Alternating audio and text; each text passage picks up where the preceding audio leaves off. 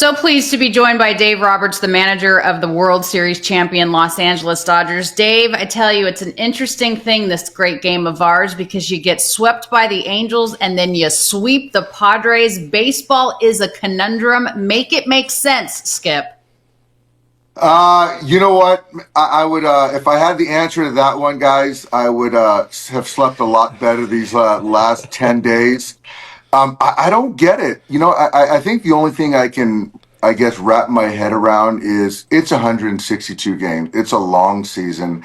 And I know fans, media, us in the clubhouse don't understand why we can't be consistent with our play, or any team for that matter.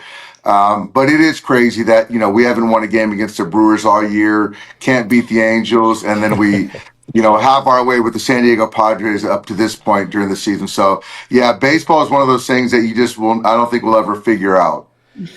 Yeah, I mean, it's a very, very weird game. Saw a lot better brand of baseball out of your ball club this weekend. What can you say that you learned? Did the Dodgers learn anything about themselves from this series with the Padres this weekend? You know what I can say is, we talked about urgency, and I've kind of said this the last few days or during that series where it's a heightened focus. And I do think that when I kind of do step away and you see guys like Freddie Freeman, those guys like him who just don't ever give away an at bat or take a play off. That's something that's hard to accomplish. But I think as a group this past weekend, we did that. Let's give So I think that, so Clint, sorry, Clint. Yeah. So I think that the lesson is really try to get us individually to raise our sort of intensity or focus, from here on out. Sorry, Alana. No, that's okay. Let's give some love to Alex Vestius because Alex Vestia, Dave, has been put in situations that perhaps he's not meant for at the moment, but he's risen to the occasion. A big moment for him yesterday, kind of like that big dog moment. Where have you seen him in terms of growth and development at the back end of your pen? Man, Alex is probably, I've had him for, I think, 7 years, maybe something like that, 6 years. He's really, really grown. I think he's gotten a lot more comfortable in his own skin. He's a quirky guy, like most relievers are, but he's as hard a worker, intentional worker as I've ever been around. And his confidence has grown tremendously. And, I think it was one of those seasonal defining moments in the sense that, his last 4, he scuffled. Mm-hmm. And he's never run from it. And he's always taken the baseball. And then so right there, I feel that he's one of the core guys that we're going to need throughout the postseason. So I've got to instill confidence in him.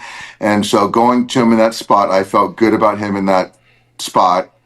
And then also, he came to me, to be quite honest, and said, if it's a save situation, if we score a run, I want the ninth. Mm-hmm. And then so for me is when a player has skin in the game and is that convicted and has earned that right, I'll bet on him. Yeah, I mean, I want to follow on that because we saw that, we heard about the conversation after the fact, and the bullpen, obviously, it's had its ups and downs, probably a little bit more downs than anybody was expecting this year. Alex said, the dog is still there, but maybe the dog was asleep in the bullpen. That felt like a dog moment. How important was that to the guys in that clubhouse to see Vesia kind of step up and take a little bit of ownership in a kind of leader role where, guys have been missing again throughout the course of the season in that bullpen. It felt like that is something, to me, that's something big for the rest of the dudes in that bullpen where you're like, yeah, I can get behind this guy. And now we kind of get that momentum going in the bullpen again. Am I reading too much into this or how do you feel this helps the rest of the boys in that pen? You nailed it, Clint. And it's funny as a coach where you can see guys evolve from the little puppy to the big dog in a certain role, right? And we've seen that from Alex, and he is a stalwart in the pen. He's one of the leaders in the pen. Obviously, losing Blake and getting Blake back, and he's accrued some service time. He's won 2 championships, and so it's like he's the guy. He's a real guy, and I do think that him adding a little light to the sleeping dog kind of message, not taking it too seriously, but really taking it seriously on the other end of it, is a message to the guys. Because I will say, in the pen, it's one of those things that you get gun shy, you get scared, then it really kind of shows up. But for him to bounce back the way he did, definitely, absolutely sends a message to his guys.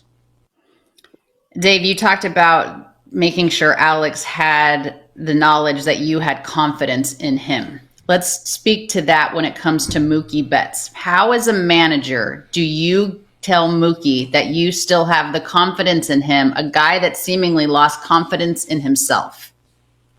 I think it was one of those where, number one, I didn't move him down. And he even at times felt it might be better if he moved down in the order. And actually, I moved him up to hopefully just change his way he looks at his role with the club offensively, to maybe be a table setter. That was short-lived.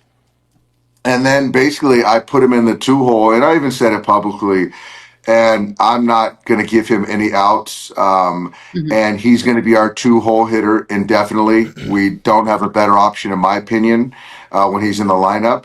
And so I felt right there saying, hey, man, you're our 2-hole hitter indefinitely, so figure it out. And he took it and ran with it. So I think for me, that's the ultimate sign of confidence. Yeah, it's good having Marcus Len Betts back in that lineup. It's a dude we were hoping for at the trade deadline. It's like, if this happens. No other team is able to add Mookie back to the lineup. You guys got him going again. It's really good to see him. Other pieces added back to the active roster. You're getting Snell. You got Snell back, Glasnow back. Finally seeing that starting rotation that pissed everybody off in the offseason, that broke baseball. How has that been to see this unit of 5 or 6 dudes come together? Don't sleep on Clayton Kershaw, by the way. How has that been for you to see? And can we say this is the best starting rotation in baseball? Yeah, I can say 1 through 6. It's certainly the best rotation in baseball. 1 through 5. I still love what Emmett's doing, and it is nice. Each night we can. I write the lineup and I see that starting pitch and I go, man, I like our guy better than their guy, and that's a good feeling. And even Yama coming off a bad one, I think he's going to be certainly motivated here tonight.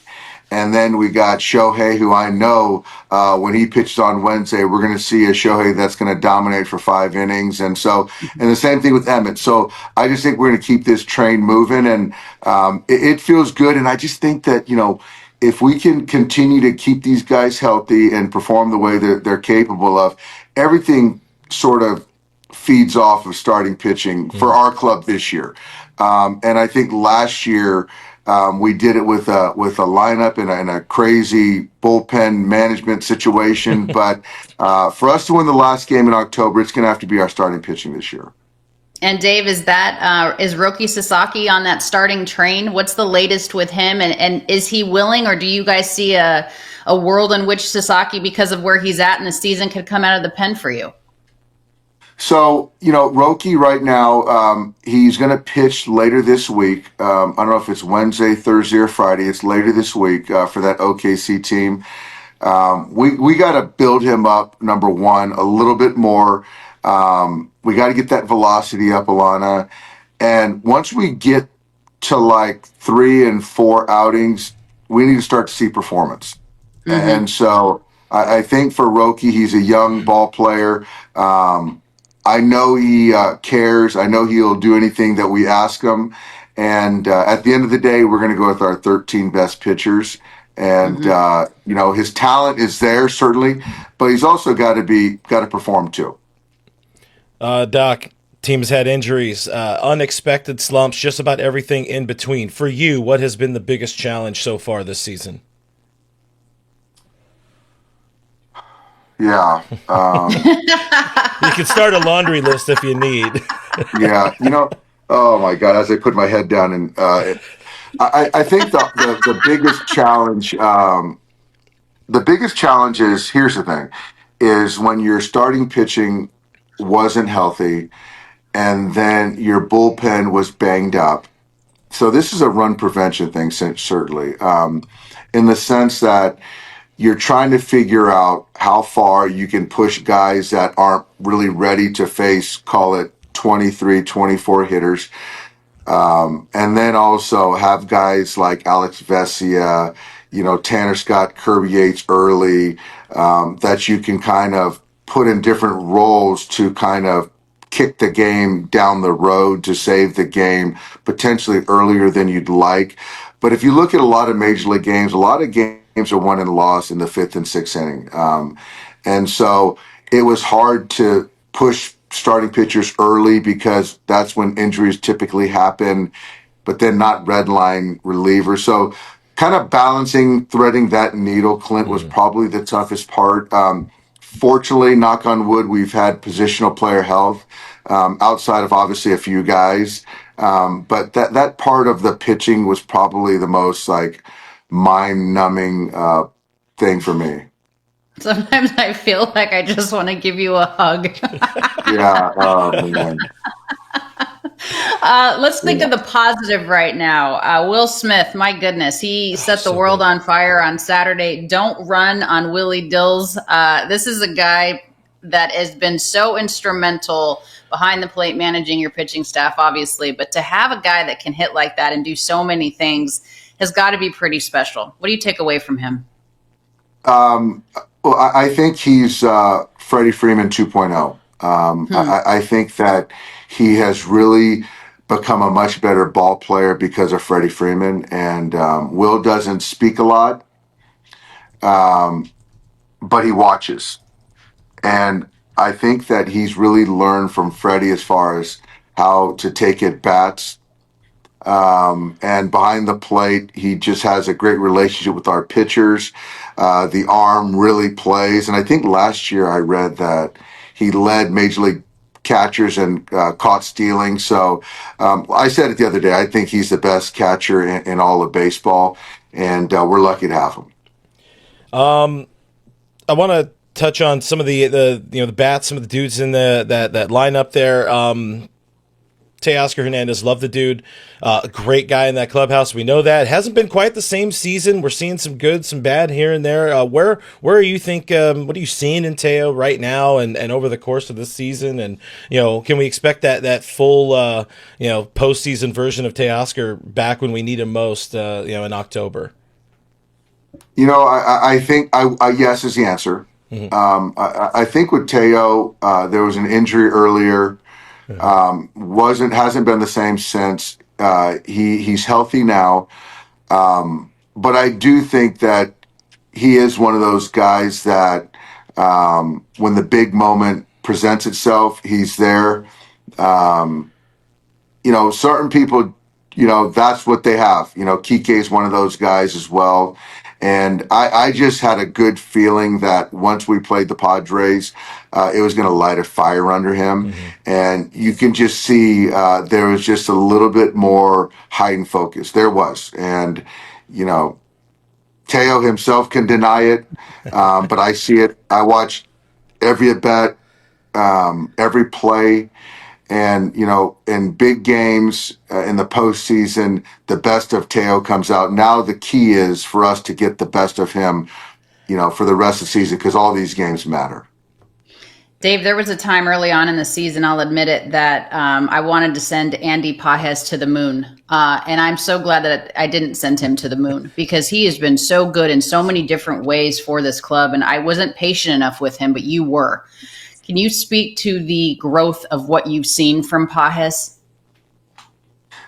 First of all, I want to give you props for even saying that. I didn't know that was your thought early, but I love that you held yourself accountable. Thank you for that. I just think for me, Alana, it's one of those things that I see behind the curtain. I see a kid from Cuba who has gotten considerably better, who works as good as any young player I've seen, and he's grown big time with that. He's not scared of moments, and when you play for the Dodgers, you're going to play in a lot of big moments. He's not your prototypical center fielder, but his jumps have gotten better. His arm strength is an 80 and accuracy baked in, as we saw yesterday.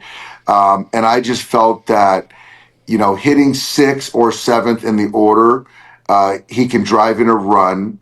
I just felt that he cleaned up the fastball at the top of the zone with his swing. He's got different swings, different clubs I talk about at times. He now has a swing within a swing. And we saw that yesterday where he's got a swing, but then he gets a slider and he's got another swing within that to be able to ride that ball out for a homer. So those are the things that I started to see and was willing to bet on. And you can see, guys, that there's certain players that I certainly have more patience, probably than most people would like. But it's partly my job to believe in certain people on our club. Yeah, it's a perfect segue because I think our fans would be upset with us, if we didn't have to ask you about Michael Conforto. Obviously not at all the season he was expecting, you guys were expecting. Love the hat tip. Love you never giving up on your dudes, and that's what makes you so damn good at this job. At some point, obviously, you really want to see the reward for that patience. What are you kind of seeing with Conforto? And, I guess we could be blunt as I keep playing bad cop in our good cop, bad cop interview with you here. Is he going to be kind of the dude for you in the postseason? That is a fair question. That remains to be seen. That is up to Michael, to be quite honest with you. I think a lot of what I look at, there's a track record. There's a recency. And also the other part of it is, what's the other alternative, right? And I think that, when you look at things like that, the on base is completely fine.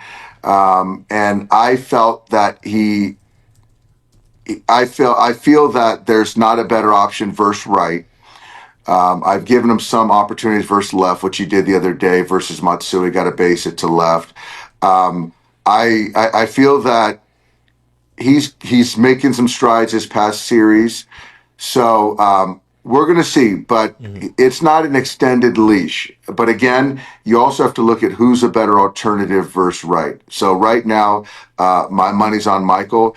And to your question, I hope he is the guy in October, because I do think that if we have a him and Kike or a call situation, that's our highest ceiling for left field for the postseason. Dave, 6 games with the Padres within a 10-day window. Obviously, you just swept San Diego recently, a series with Colorado now. You're in Denver as we speak, and then San Diego again. Does the division get decided this month? Probably not. No, and I guess I can say that pretty easily, because the way we gave away 5 or 6 games so quickly. So I guess we've lived it. That probably not. Baseball again. We just talked about it. Baseball is a weird game. It is. So that's why you should just stick to golf. Where are you hitting the links? Yeah. Are you hitting the links at all today in Denver? The ball flies there, Dave. Yeah, I play the meters, Alana, in Denver with the golf yardage. And I'm playing with my son, actually. So we're going to go play Cherry Hills a little bit later. The ladies are going to go off early. Then I'm just going to play 9 and then head to Coors. So, so I got my golf attire on. And honestly, I think that's been good for me, because it's just a little something for myself and can hit the ball with my son a little bit and then kind of lock in on baseball. So it's been a good kind of yin and yang for me. Let out a little aggression. Where is he at in the whole baseball development? Where is Cole? How's he doing? He's not playing actively right now, and he's kind of trying to figure out if he wants to keep doing this grind or figure something else out. But he's with me. He's somewhere around. But for me, selfishly as a dad, I get my son for a couple extra months, which is great.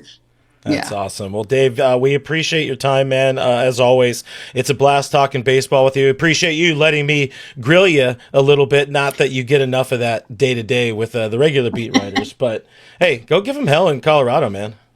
No, we will. No letdowns. And honestly, I think it's honestly refreshing just to talk baseball. So I think, this gives me an opportunity to kind of give everyone a look behind the curtain and be honest and transparent, because a lot of times, people don't know everything I know, but this is good. I appreciate it, guys. Cheers. Dave, nobody knows everything that you know, and that's why we want to ask the questions. Like, that's why this team is so damn good, and the way that you manage is so refreshing. Thank you, Skip. We appreciate you.